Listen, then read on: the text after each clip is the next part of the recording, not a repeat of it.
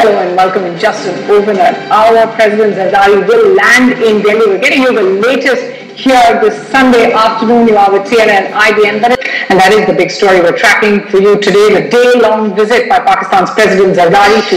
And we're joined this hour by our guests to discuss just where relations can head after this particular meeting. Radha Kumar is the trustee of the Delhi Policy Group in our studio. Jyoti Malhotra, a senior journalist. Also Dr. Sreeram Chaulia, he is with the Jindal Institute. And I'd like to thank you all for joining us. Bilateral issues, Jyoti Malhotra. India, Sreeram Chaulia, certainly this tragedy there in Siachen is going to overshadow in many ways for Pakistanis. President Zardari's visit, many in fact saying that he should have postponed his visit to India. Do you think President Zardari really comes here with too much baggage, whether it's this tragedy, whether it's the American announcement of the bounty on Hafiz Saeed? There's just too much baggage for him to take any positive steps. Well, it's a lot of bad coincidences. I mean, incidents happen, but as Jyoti just said, you could convert this baggage into opportunity, window of opportunity, especially the tragedy in Siachen.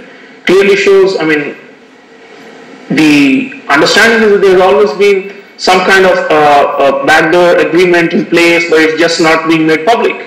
If that is the case, Siachen and Salt Creek are supposed to be the softer issues as opposed to Kashmir Valley, which is the centerpiece. So, they should be discussed and clarified, and hopefully it will lead to some finalization. Although, if you see the WikiLeaks cables and so on, they clearly show that our own security establishment is not very convinced about making concessions on Siachen, but the goodwill gesture of rescuing soldiers could possibly, be the beginning of, a thaw.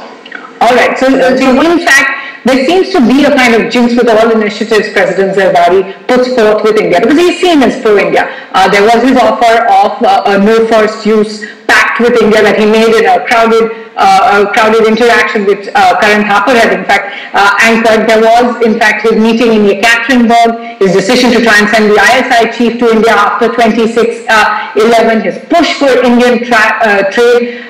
In fact, every time Zardari has tried to really push anything, he's faced a backlash at home. Yeah, I don't think he has the weight and the gravitas at home, given that, first of all, the general elections are coming up in February next year, and clearly the opposition, PML, Nawaz Sharif is supposed to be the favorite to win those. So in a sense, he's almost entering the lame duck phase. That is one. Two, the tussles with the army and the intelligence services have considerably weakened him. So whatever commitment he makes at the international level, he'll have to translate it back home. And right now, the carry forward, he doesn't have the ability and the capacity and the political capital right now to be able to implement very much. So I think it's good for conference building, the leaders are meeting, interaction and so on. Right. But I think the dust will only settle after general election and the new dispensation comes in and the civil-military equation. At one point, you were seen as a puppet master. Radha Kumar, would you agree? Sreeram Chaulia, do you think that the CD diplomacy at some point, or this dossier diplomacy as it used to be known, is counterproductive? Last time in Sharm el Sheikh, we saw Prime Minister Manmohan Singh produce another dossier on 26/11, and he got a dossier on Balochistan in reply. So do you think it's counterproductive? Well, we have to follow the international legal processes for extraditions and for trials. So the evidence must be put on table. So to that extent, I think we are following the procedures and we are behaving in, the most civilized manner possible.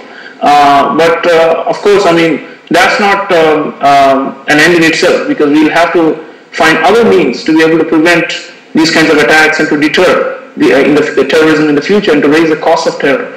So I think they have to go hand in hand. Statecraft, you do things formally, and then you will have to also do covert and other operations. Dr. Chaulia, that invitation essentially that President Zardari is bringing along with him again for Prime Minister Manmohan Singh to visit Pakistan later this year. Could Prime Minister Manmohan Singh in fact consider a private visit as well, go back to his old village there in Kar? It's very possible, but a lot of it will depend upon the security situation in the Kashmir Valley in the coming months, as well as the lack of any major terrorist incidents. As we know, they are the big breaks in this relationship. And every time, in 1998, they said Nawaz Sharif came really close to a solution, and then he was overthrown.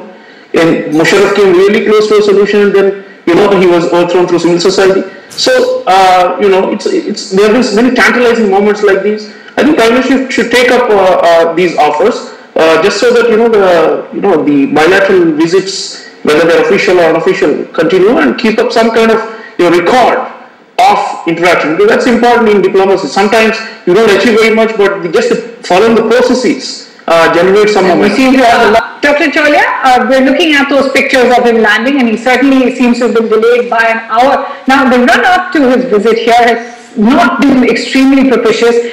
There was first the American announcement of a bounty on Hafiz Saeed, which seemed to have added to the pressure and the expectation ahead of his visit that India would be coming out with more evidence. Then we have this avalanche in Siachen.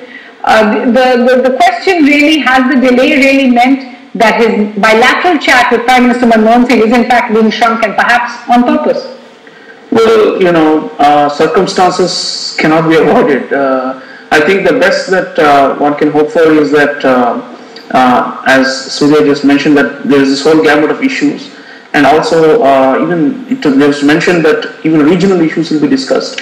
One of the key things that's been breaking the trust on a geopolitical map has been the question of Afghanistan. And no matter what regional grouping we can think of to solve the problem, Pakistan is indispensable to it. And I think, it is not only Kashmir, not only Siachen and Sartrik. At the end of the day, we also have to look at where these two states are actually competing against each other, away from the direct border. And I hope that, there is some kind of movement on that, because at the end of the day, that is where the fulcrum of pressure will be in terms of competition between the two states. If they stop competing in Afghanistan, I think Kashmir will become easier to resolve.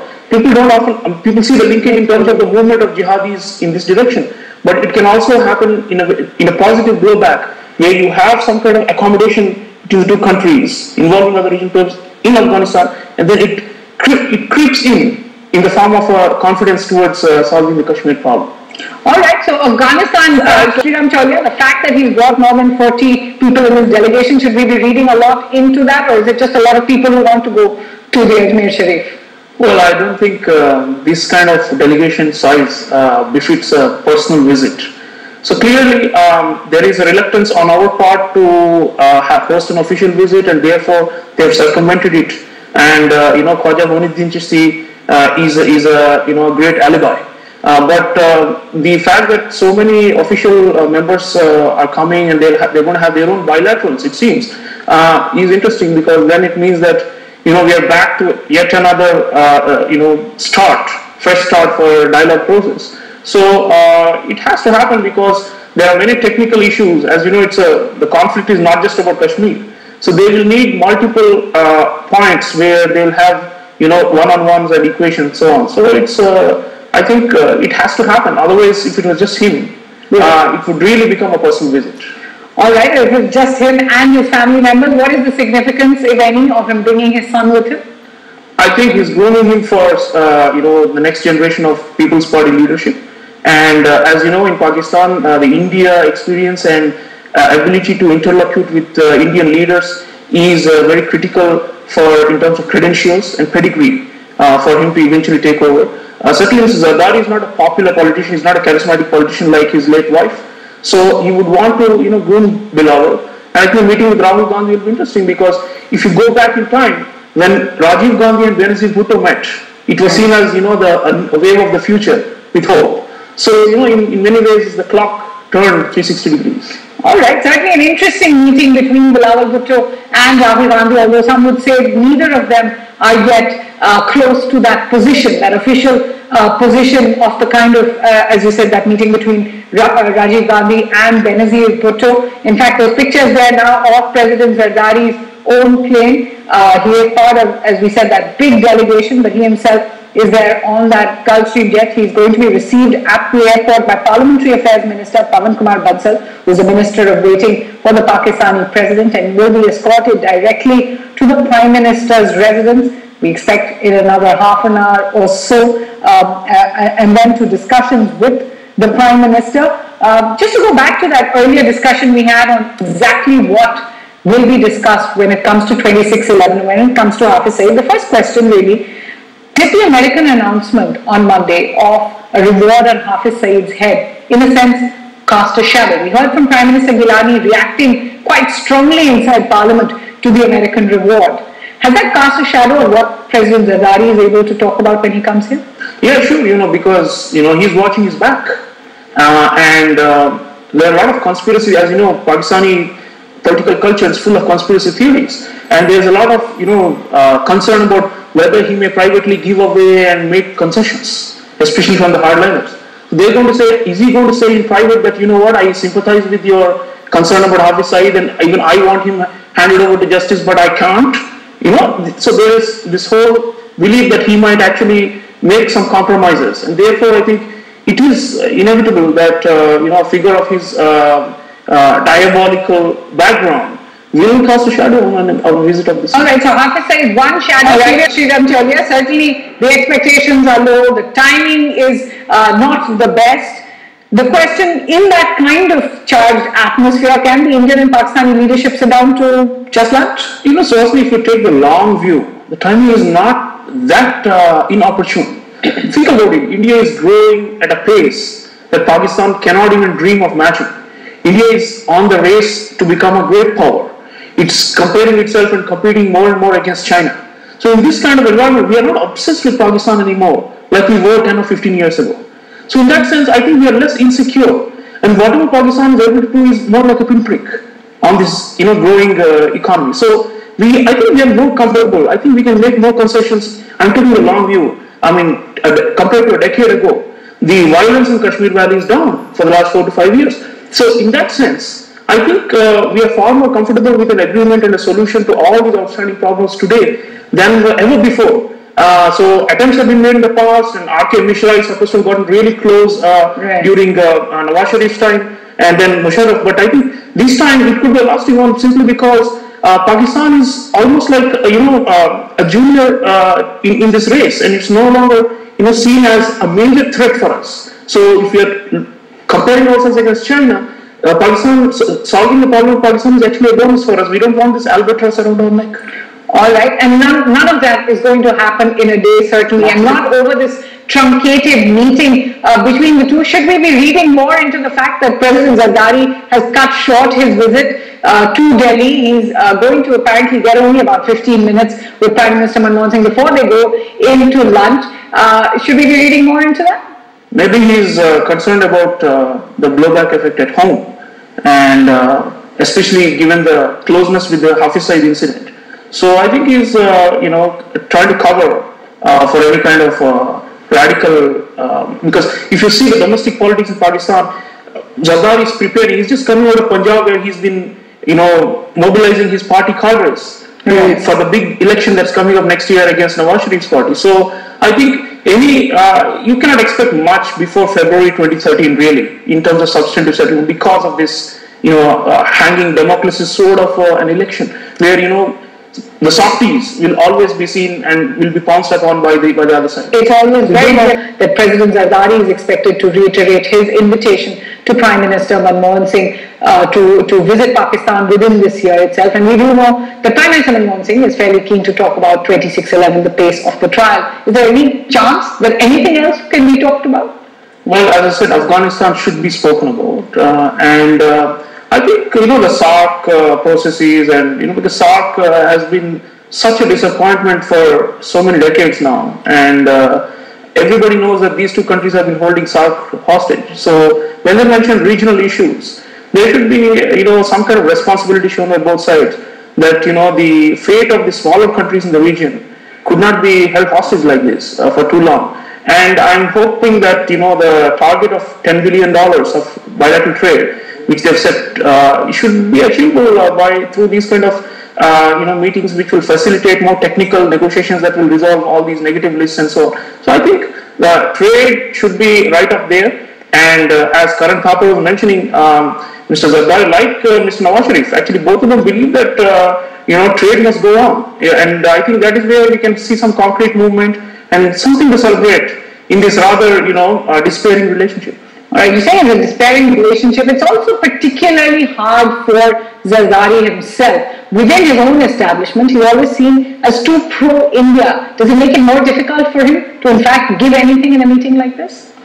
I think even Nawaz Sharif, I remember in the late 90s, was being villainized as becoming too pro-India. But then what happens is, it's similar to our domestic politics.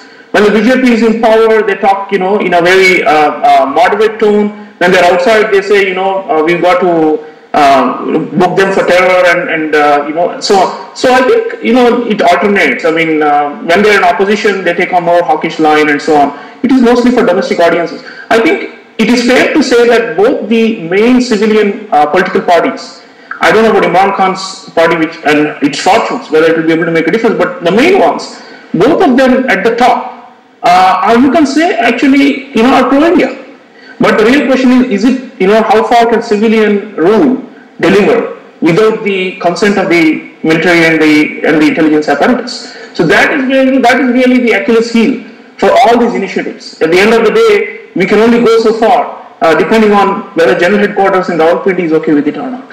All right, you're saying that mindset hasn't changed. The question is that in the lead up to this visit, Dr. Chaulia, it seemed as if President Zardari was being burdened with far too many expectations. He was being expected really to answer on Hafiz Saeed and whether he could in fact deliver anything further on Hafiz Saeed. It also seems as if since he's coming here in the wake of this tragedy in Siachen, that it would be almost insensitive if he was to make too much of a bilateral visit rather than just what he had come here to do. Sure, he needs to downplay the expectations, and at the same time, I think he needs to also think about the impact back home of whatever he says or does here, and therefore I think no media, so that there will be no crossfire when he returns. Because the focus is increasingly turning towards the competition for the elections there, and they will, these become poisonous barbs, whatever he says, which can be trained against the People's Party. And there is a backlash back home now. Dr. Chaulia, Surya speaking significantly there about it just moving progress. That the temperatures are lower over Kashmir, that there's been significant progress between these two governments. Yet some would say the best is behind them, that whatever opportunities these two leaders had for taking the relationship forward is in fact because of domestic politics behind them. President Zardari's government faces another election within the year. Prime Minister Manmohan Singh is in his last few years as well. Do you think the best opportunities are now behind? No, but you also have to think about continuities. What happens is that even though governments change, the templates usually are carried forward unless there is a military coup, which I think the military has, is wiser today. It's like the Turkish military. They have stepped back, and there have been opportunities and close calls when everybody expected there would be another coup in Pakistan. It hasn't happened, and I think we often give too much credit to Zardari for being a survivor. The fact is that the military doesn't want to come forward and take the formal seat. It is therefore it's taking again. As history has shown so many times. So there can be continuity if they can create some kind of consensus. I think your Maulana Fazlur Rahmans and the Jamaat-e-Islami and Hafiz Saids, these are secondary because at the end of the day, if the GHQ is okay with some kind of final settlement, and it seems it was when General Musharraf was in power, then you can see dramatic change. And then there's generational. I think it will be generally accepted by the public on both sides. If there is a consensus agreement on Kashmir, which will not disturb the territorial status quo, but will have some kind of change in the way the Valley and the other side, the POK, are administered. I think we can achieve it this time, and we can expect some continuity, barring terrorist attacks. And that is where the whole spoiler element comes in, and whether the security establishment is on one hand giving a green signal to the civilians to go ahead and finalize the deal, and on the other hand as coupling it. So that is the crux of the whole matter. In fact, Prime Minister Manmohan Singh is expected on that issue of terror, not just to discuss the lack of progress in 2611 or in prosecuting Hafiz Saeed or handing over the voice samples that Pakistan had in fact promised, but also the continuance of terror camps in Pakistan-occupied Kashmir. Is it impossible really for the Pakistani government to walk away from those? Well, I think Zardari, being Zardari, he could possibly commit to something of that nature. But then, he has to operate in a system which is heavily weighted in favor of the security establishment. So I think it will not be a bad idea to think about, because the interlocutors on India, there is civilian supremacy, right? So our government can make a commitment, although there have been some backtracking on Siachen because of the military, but on the other side, there are actually two players. and therefore it will need much more homework. There are a few players on this side as well. All right, would you agree, Sreeram Chaulia, that it's time to, in fact, not allow any of these issues to overshadow the larger objective, which is taking relations forward? Because really, terrorism is something India cannot move on from right now. Oh, sure, and I think we have to also discuss which direction Pakistan's role as a hotbed for Islamic extremism across the world is going to take. In the long run, what is this direction? Is it going in a more moderate fashion? Are they able to curb and rein in these extremists? And does the civilian establishment have the capability and the power to rein them in? These are the big questions, because at the end of the day, we can skirt around this big black hole and say we will do trade, and certainly they should happen. But then at the end of the day, it's about security, and especially neighboring countries. You need it's the economic impetus is there, but at the end of the day, unless both sides feel secure about each other, geopolitically and militarily, you cannot really move forward. So I think we cannot wish it away, but certainly it should not become a hindrance to the side shows from happening. Dr. Chaulia, your takeaway from this meeting in general, you have been saying that what's important is that it has given a boost of confidence to businessmen on both sides who are just starting to look at trade ties with the other country. The great poet Fair said, "Chale bhi aao ki gulshan ka karobar chale." The karobar is at the bottom of most exchanges. So foreign relations, economic exchange is so critical and so central. So I think, as one of the PPP spokesman just mentioned, the visit, the commerce usually follows the flags, right? So it's a great opportunity really to enhance the bilateral trade, and I think the signal constitutional authorities, the topmost authorities, when they're meeting and there is some degree of bonhomie, it sends the message that the political will is there to promote this karobar and to make it worth its potential. I think 10 billion. I think we are looking at in 5 to 10 years. If we reach that stage, it's a different ball game altogether. Then there is so many civilian interests on both sides. Even for the PPP, if you think about it, why is business so critical? They are entering an election. PML has always been close to big industry, right? Sure. So they also want some takeaway from this to show that look, we are also following up on the exporters' interests and who want to export to India. So this is where constituencies of peace can be created, and if they can eventually tilt the balance against the security establishment or at least co-opt them into this, then you have the so-called mass dividend. That's an optimistic view.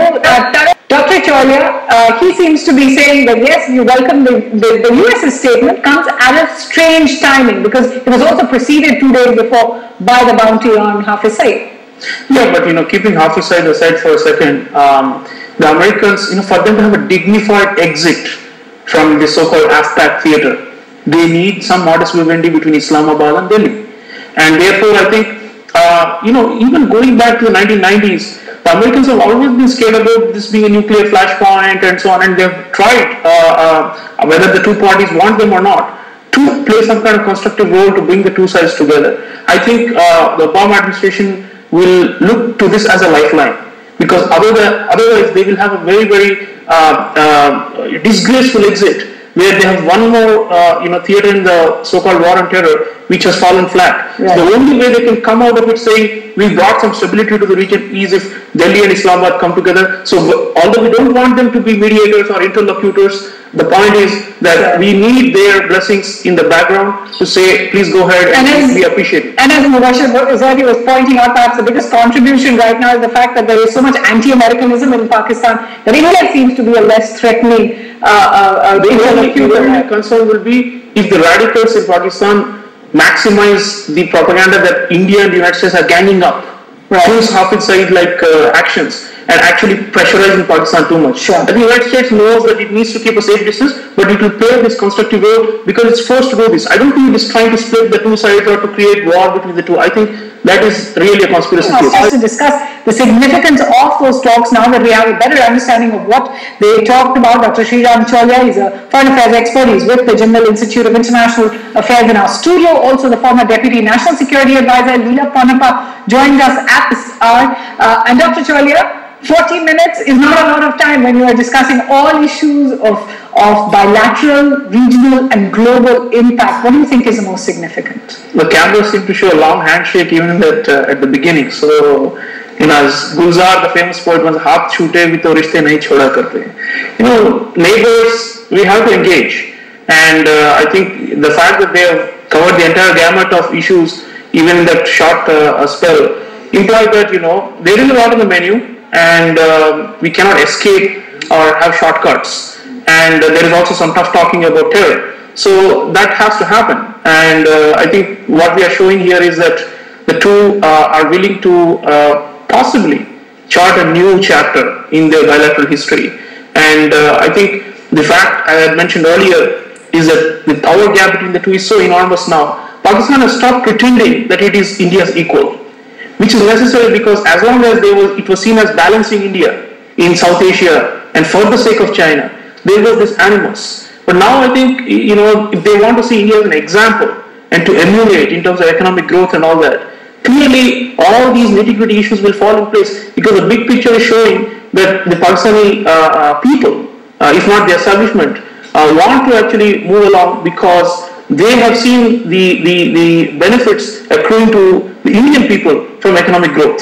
Right. And that is where constructive relations will eventually rebound and generate a circle of prosperity. All right, a circle of prosperity. But Sreeram Chaulia, you're pointing out over there that despite everything else, what's also come out of this is the confidence for businessmen on both sides to try and take forward relations. In fact, sources telling us now that in that discussion, those 40 minutes where they discuss everything, President Zardari making a specific point of India's relations with China and apparently saying that if India and China can learn to put aside their border issues and yet aspire to $100 billion of trade, then perhaps India and Pakistan can think about that.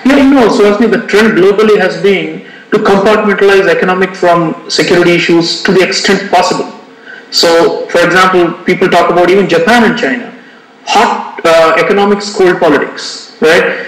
China and India, hot economics, cold politics. Why can't the same hot economics and cold politics operate for Pakistan and India? Very much possible. With generational change, the animus of the past can be set aside, especially in economic issues. And it's a win-win scenario in economic cooperation. And of course, there are fears on both sides that we will lose out, and there will be winners and losers from free trade. But at the end of the day, I think, for larger strategic purposes, it makes sense for the two to think about widening the pie rather than thinking of it as a zero-sum game. All right, not a zero-sum game at present, but more movement really on the issues that seem to matter the most to India. Leela Ponnappa as well as Dr. Chaulia, I'd like to thank you for being part of